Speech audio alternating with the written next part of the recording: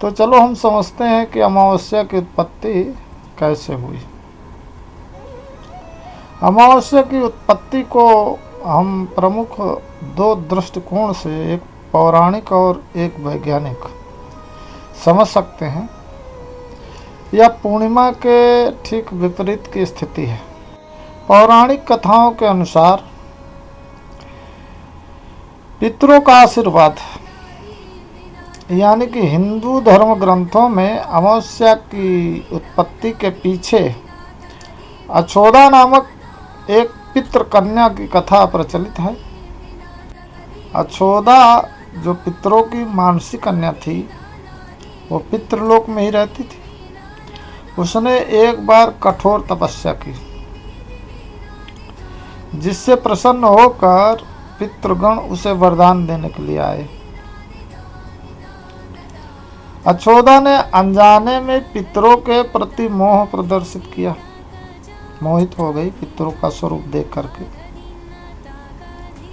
जिससे उसकी दिव्य शक्ति कम होने लगी। अपनी भूल का एहसास होने पर उसने पितरों से क्षमा मांगी, तो पितरों ने उसे वरदान दिया।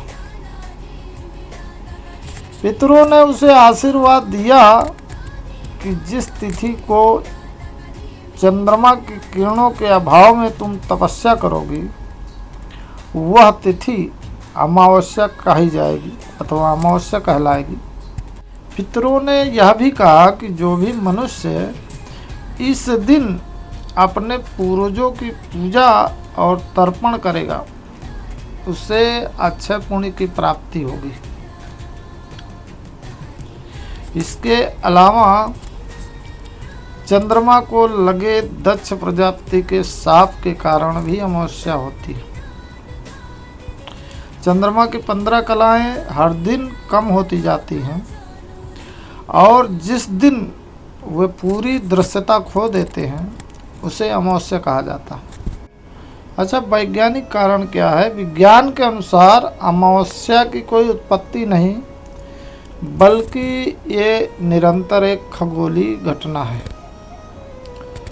जब चंद्रमा पृथ्वी और सूर्य के बीच में आ जाता है, तब अमावस्या होती है। इस स्थिति में सूर्य का प्रकाश चंद्रमा के उस हिस्से पर पड़ता है जो पृथ्वी के विपरीत दिशा में है।